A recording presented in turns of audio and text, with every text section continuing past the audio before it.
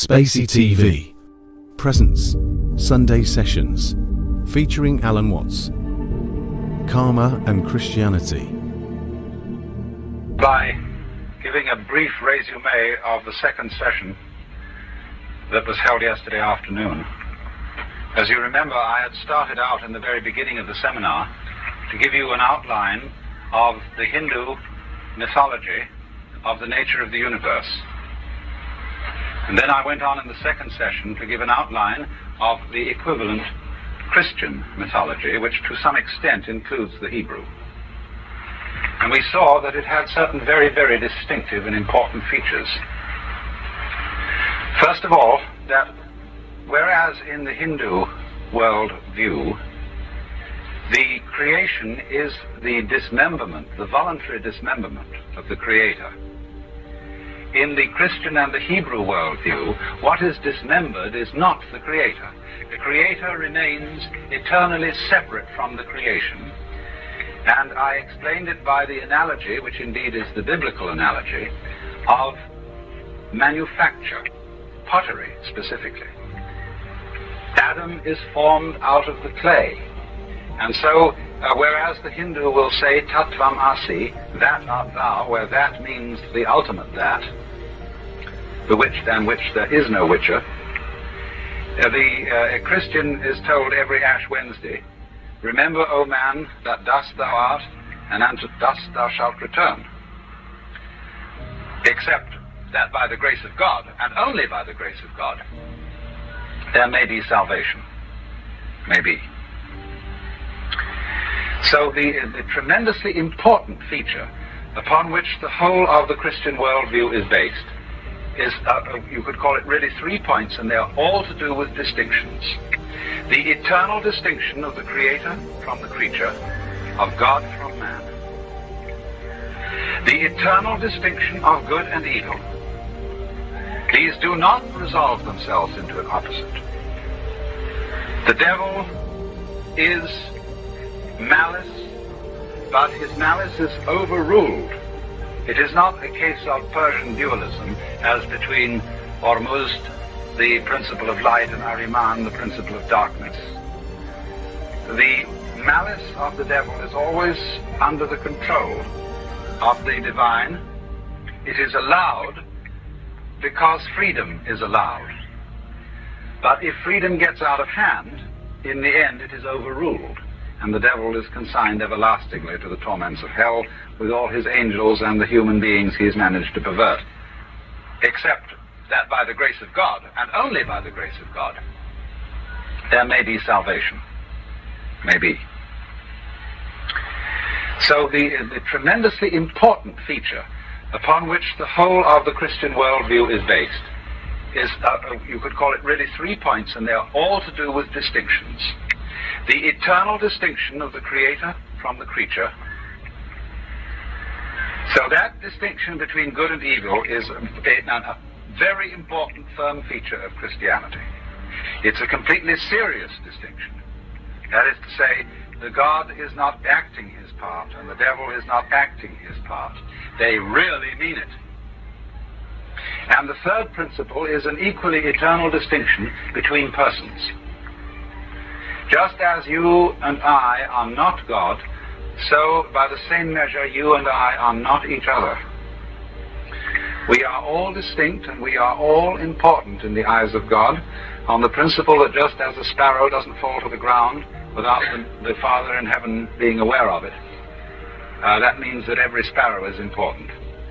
So, to a much greater measure, every human being is important, immeasurably important, in the eyes of the Godhead. And so, this constitutes, as it were, the basic distinction, the basic feature of all the theistic religions, of Judaism in the first place, of Christianity in the second, and Islam in the third. Then I went on to explain, and in a sort of outline, the fact that Christianity consists, above all things, of a story. The story of the fall of the angels followed by the fall of man, a perversion of the substance of the universe, that is to say, a perversion of the very clay from which all things are made, so that it has, as it were, a flaw or fault in it. I tried to show what the fall really consists in so far as man is concerned, which is pride. The original sin is not, as some people suppose, sexual intercourse. It is pride. It is taking the control of the world into one's own hands instead of being spontaneous, instead of simply trusting and acting like we suppose the animals to act and we suppose children to act on impulse. Once you start controlling, you are in the position of the sorcerer's apprentice. You've got to go on.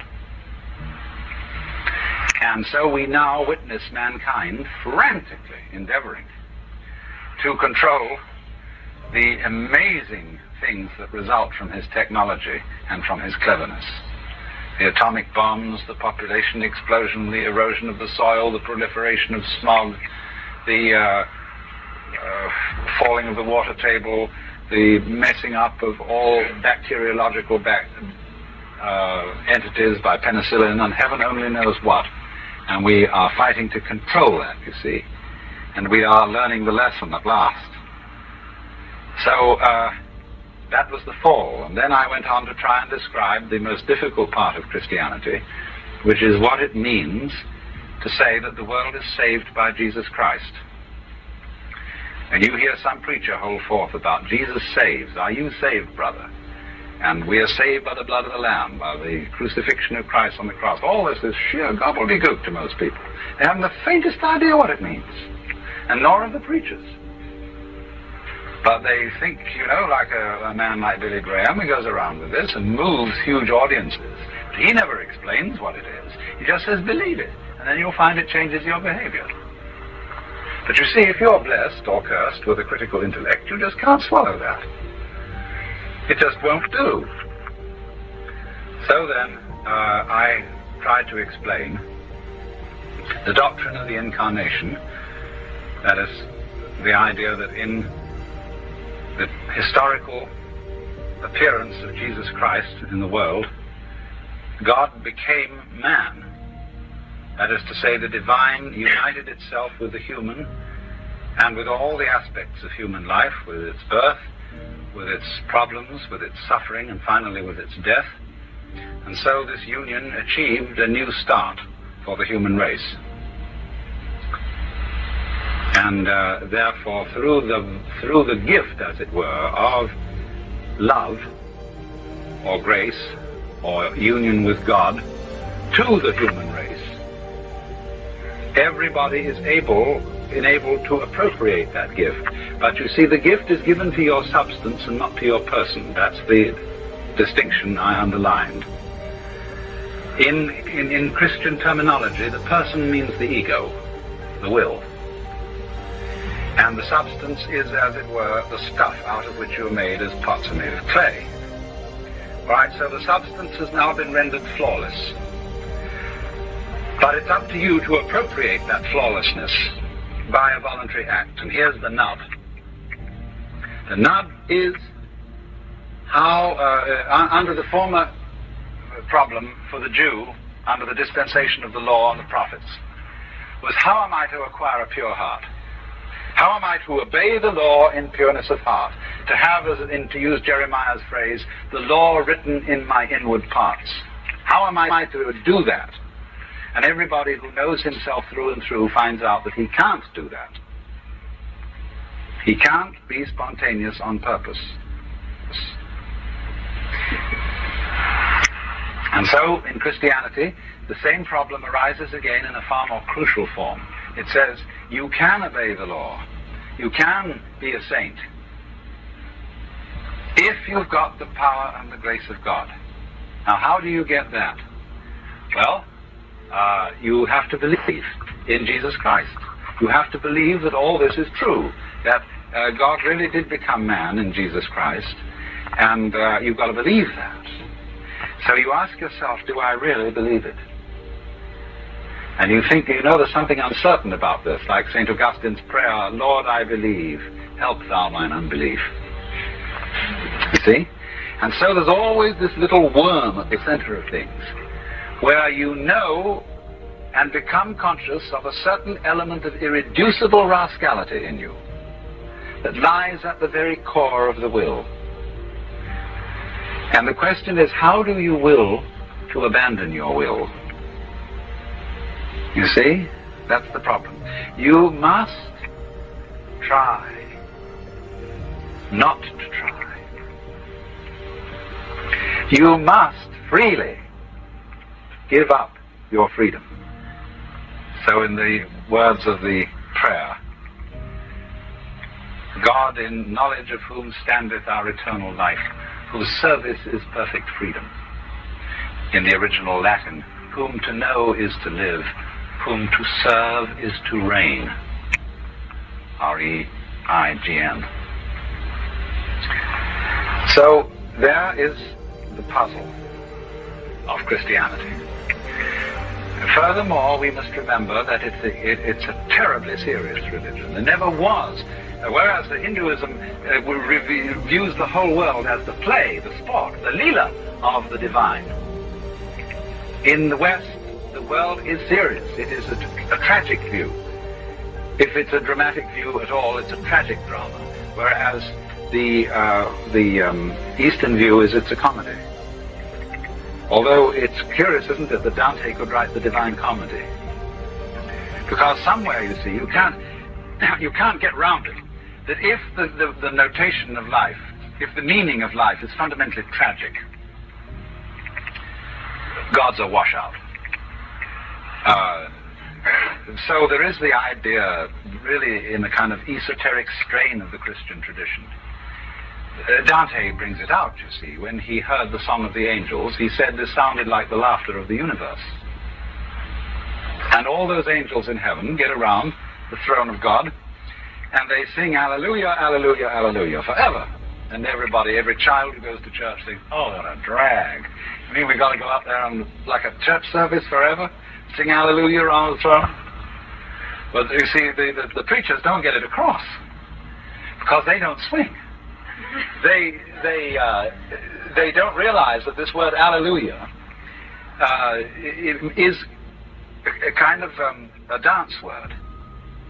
It's like it's like scat singing, where all the meaning goes out of the language, and it's just rhythm. It's just sheer exuberance. And Dante makes this quite plain, that these angels surrounding God have found it. They found the point.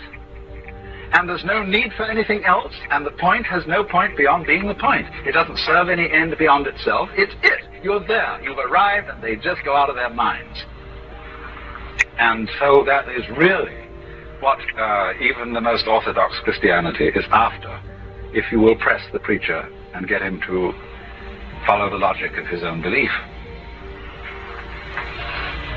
Now, when we put Christianity, as I showed you, inside the context of Hinduism, and this is something that is happening simply by virtue of the spread of communications.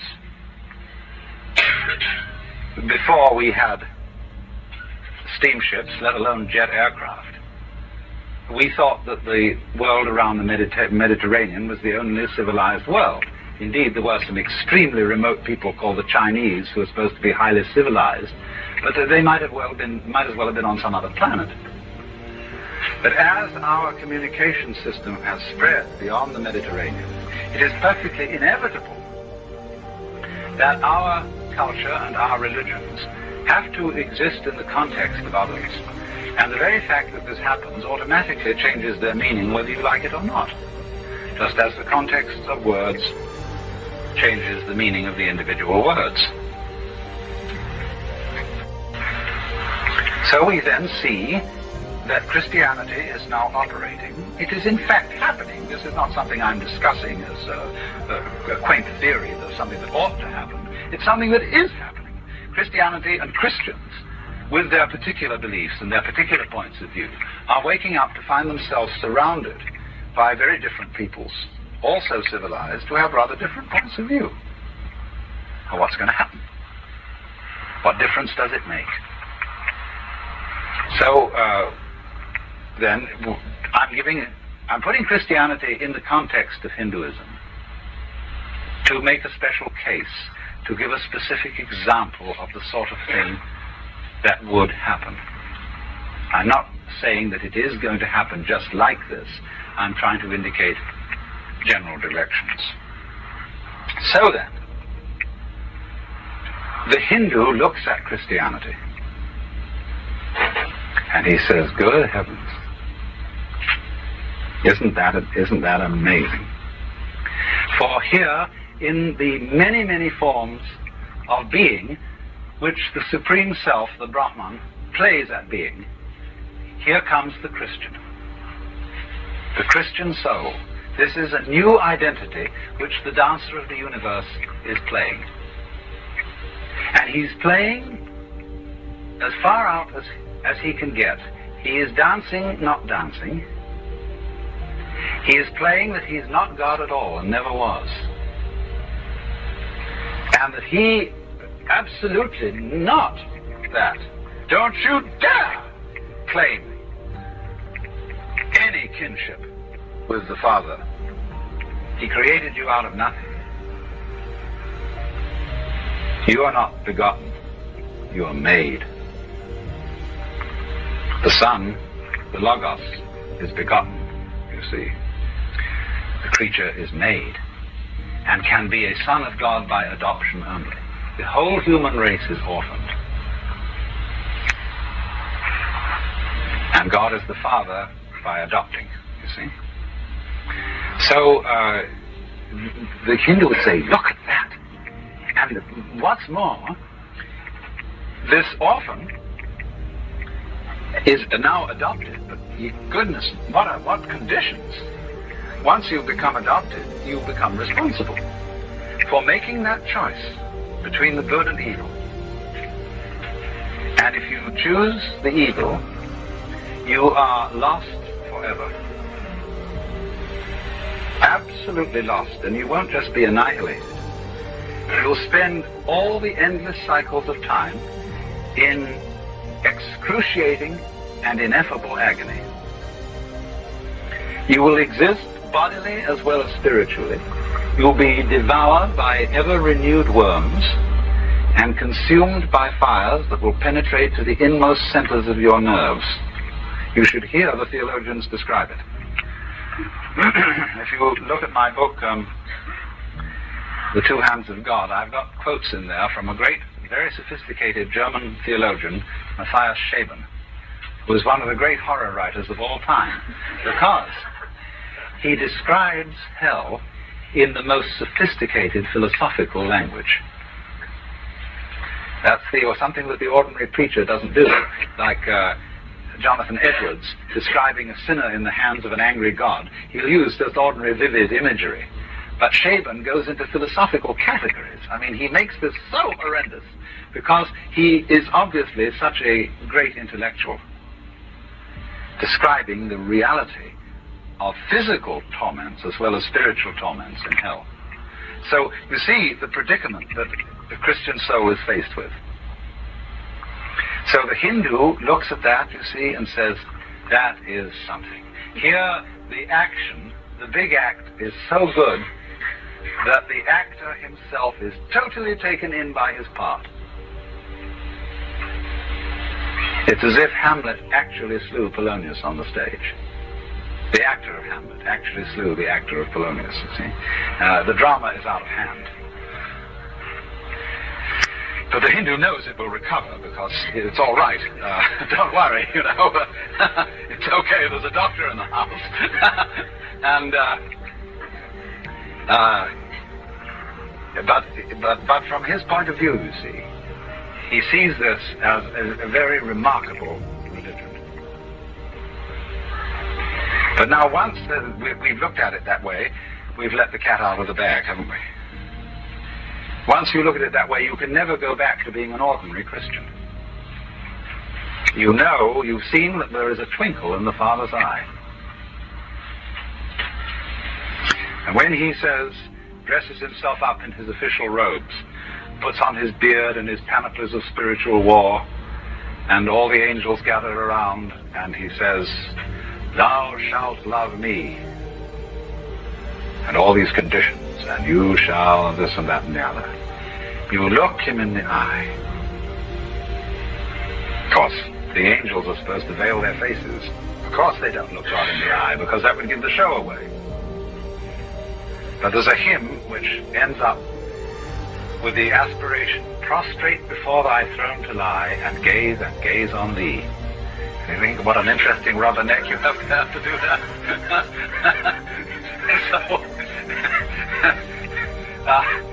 Anyway, the thing is, you see, if you look in the eye of God, you notice there's a twinkle in it. Because if he is a God as a true father is always like this. The father says to the child, look now, you've got to stay in that playpen. Because the child is getting big enough to get out, and then you don't know if you're going to get into the gas stove and the electric light system or something. And eventually the child climbs out of the playpen. He's been told, you must stay in it. But the father is a little bit angry, but at the same time he's pleased because it means the child is growing up. Well, so in the same way, there must be a twinkle in the father's eye. Just as I explained to you, there is always a twinkle in the guru's eye. Because the guru knows who you are, even if you claim that you don't. The guru knows you are the supreme Brahman in disguise, or Shiva, or whatever aspect you want to assume. And you're in disguise, and you won't admit it. It's like in forms of certain psychoanalytical gambits. One of the basic gambits of psychoanalysis is that all behavior which the patient describes as involuntary is interpreted to him by the analyst as voluntary. Involuntary behavior is, say, dreams. And the analyst raises the question, what do you mean by those dreams? Then he switches it. When the patient does certain behavior that the patient interprets as voluntary, the analyst brings it back to him and says, I wonder what compelled you to do that. And then the unconscious is brought up, you see, as the source of involuntary behavior. But sometimes in one context the unconscious is interpreted as something that happens to you. But in another context it's interpreted as your own real and secret intent, which you won't admit. This is a beautiful, really, it's a very interesting technique. And you don't need to use it. You don't need to believe the Freudian mythology that goes along with it. But as a technique, it is very interesting indeed. So, in the same way, you must now see God the Father in the Christian context as Guru, and Jesus Christ also as Guru, coming on very seriously about thou shalt love and all this business about hell and so on, and challenging you. Now, what is the nature of the challenge? This is the crucial point. The nature of the challenge is the famous double bind. You are required and commanded to perform an act which will be acceptable only if you do it voluntarily.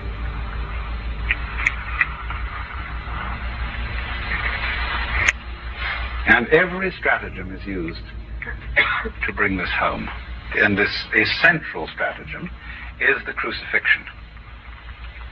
When I was a boy in England, we used to attend the Good Friday services naturally, and at the door, the clergyman would hand each of us a colored picture of Christ on the cross, a very sad, dejected Christ, and written underneath in Gothic script, the verse, "This have I done for thee, what doest thou for me?" And it wasn't simply, they weren't so naive as that they felt that that would make you put a little bit more in the collection. It poses a very vivid problem, you see, because they put it this way to you. You really crucified Christ.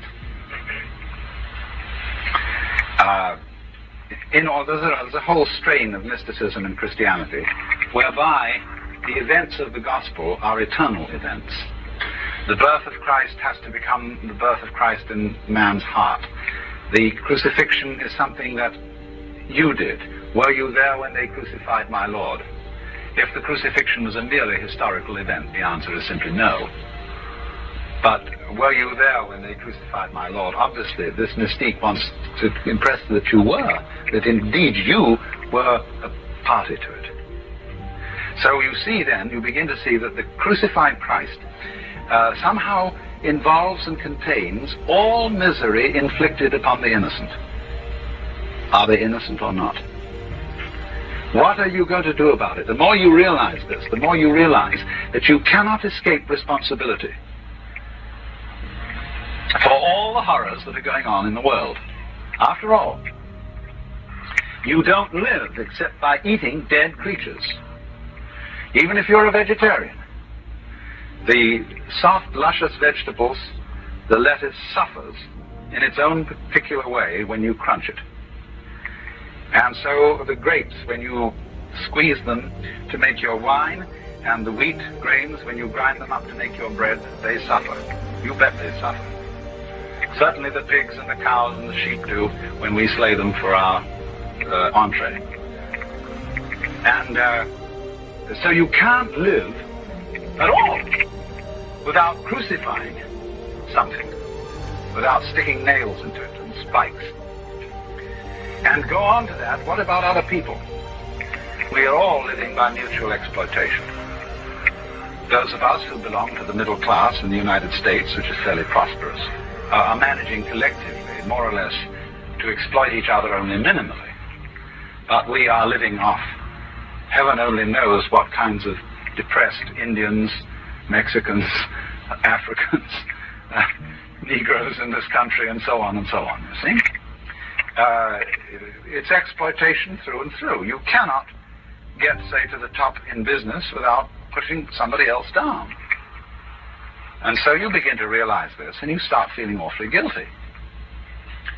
And so this is the meaning, this is the idea of the man hanging on the cross.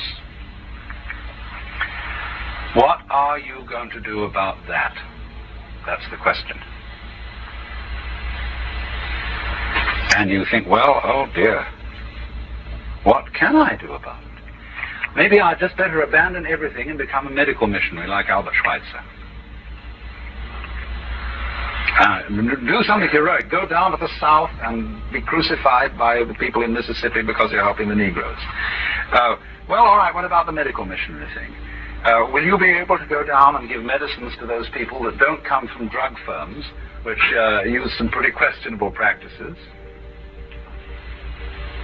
Of course, you'll have to stop paying at least that part of your income tax that goes to the armaments race.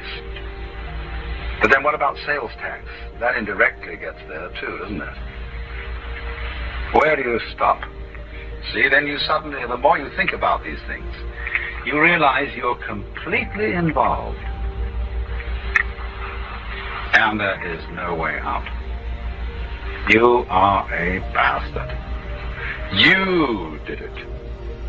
You know that poem of Kenneth Rexroth about the death of Dylan Thomas? You did it. You in your grey flannel suit, etc.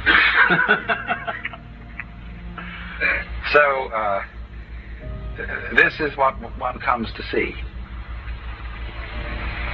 Now, before we explore that critical point further,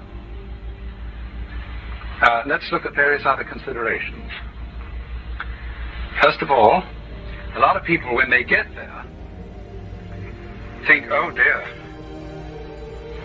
Well, there is one way I know I can be spiritually secure. To be sure that I hurt. So long as I really enjoy myself, I'm frightfully guilty and obviously sinful. But if I hurt, it isn't quite so bad. At least I'm doing something in the direction of making payment for this frightful affront which my life consists in. Oh, I thank the good Lord for my boils, for my mental and bodily pains, for without them my faith all congeals, and I'm doomed to hell's ne'er-ending pains. you find this in many, many forms. In Christian piety and devotional literature, it's not only the Calvinistic attitude, not only the Puritan attitude, but it's also the Catholic attitude, which is expressed in, let's say, the cult of suffering in Spanish and Mexican Christianity. The idea of the flagellantes, the penitentes, the wearing of a hair shirt, of the frightful rules of convents and the practices to make things uncomfortable. Always make yourself a little bit uncomfortable. You see, that's a very, very important principle of piety. But you see how phony that can be. Because in always congratulate yourself a little bit that you make yourself uncomfortable, you have missed the point. You think you can do something to pay the price. Whereas the hymn says, there was no other good enough to pay the price of sin. He only could unlock the gate of heaven and let us in. Let's look at another aspect of it. Another great feature of Christianity, traditional Christianity, is the Mass. The central act of Christian worship, which somehow begins in the Last Supper. A very curious rite, almost cannibalistic. Salvation through eating the body and drinking the blood of Christ. I wonder if it's occurred to you that blood, the drinking of blood, from a Jewish point of view, is outrageous. Because one of the fundamental rules of Jewish ritual law is that blood is prohibited. When an animal is killed in a kosher way, the blood is, in as far as possible, drained out. Because blood is the life. And it belongs only to God. So in a typical sacrifice, the story of the great sacrifice in which the covenant was originally made between the Hebrews and Yahweh, the blood is poured out on the altar for Yahweh, but sprinkled over the people, not consumed by them, but sprinkled over them, to show that they have now formed a family with the Lord. But you mustn't eat it. That is absolutely taboo. So a situation where suddenly to Hebrew people, Jesus says, unless you eat the flesh of the Son of Man and drink his blood, you have no life in you. That is almost, in our culture, that would be equivalent to recommending incest. I mean, it would be as shocking as that to them. So then what happens, you see, at this Last Supper? He takes the bread, which is, of course, ground wheat. And the bread is the staff of life. It is, for those cultures, the main ingredient of a meal. Meat and vegetables are a garnishing. Bread is the point, like a tortilla for a Mexican is something you wrap it up, or rice for a Chinese is the staple. But bread for these people. So he says, this is my body. And all of you eat it. And he breaks it and hands it round. Then he takes the cup and says, this is my blood. And you see, even in simile, even in metaphor, this is a terrible thing to say. This is my blood of the new arrangement between God and man. Known in Elizabethan English as the New Testament. This is my blood of the new arrangement, which is poured out for you and for many for the forgiveness of sins. Do this in remembrance of me. Now look at that. This is to say, look, you live by shedding blood. You live by taking life. Please don't feel guilty about it anymore. It's for the remission of sins. Because in all the animals which contribute to your nourishment. It is I who am giving myself to you. So this is in remembrance of me, the me being the self in all of you, the I am who was before Abraham was, or rather the I am who is before Abraham was. I am the way. See, all these sayings contain this subtle meaning underneath them. And in remembrance, as I pointed out to you, the beginning of the creation is dismembering. The fulfillment of it is remembering. Finding out again who you are, ceasing to be lost. So you see, here stands the thing that comes absolutely at you in the whole symbolism of the Christian Mass. Only, the Christians never knew what to do with it. So they said, this is kind of dangerous stuff, this bread and wine. It's God. Once it's consecrated, we put it up the end of the church there. Don't get too close to it. And put it on top of steps. And when the people could have the bread all right, but when they saw in Western Europe all those men coming up to receive the chalices with long drooping mustaches, they said, there'll be desecration of it. You know, they'll go out and they'll kiss some girl, and they want to wipe their mustaches, and they'll drool it in the soup, and our Lord can't be submitted to that. So the priest, who was clean-shaven, usually, he could have the chalice. The people could have the bread, but there's a perfect panic in Catholic ritual that no crumb of that bread or no tiny droplet of that wine shall get control. They lock what remains of the bread in the tabernacle on the altar, which is a safe. And it's been a safe ever since people started the Black Mass. They went and stole it, and they defiled it, and had a rite for Satan instead. But and they drink every drop of the wine. When the priest finishes the chalice, he takes it in his hands like this, and he puts his fingers together, and his acolyte pours water over, and he rubs so that no fragment of bread shall be left on his fingers. And then he drinks the whole thing. And then it's washed out once again, and he drinks that.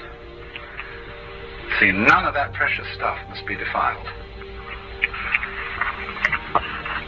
Now, read the latest things that are happening in the Vatican. What they're doing now is they've altered all that. No longer is the Mass to be celebrated at the far east end of the church. It's to come right down to the center. And everybody is to gather round. And in as far as possible, everybody is to join in. In other words, it's not just something that the priest mumbles in a corner by himself. But the responses that are said, everybody's supposed to join. But you see what's happened? The thing has become radial instead of addressed to a throne. The picture is the deity, in other words, the divine point is moving into the center. Where is that? The kingdom of heaven is within you see? Instead of being something out there.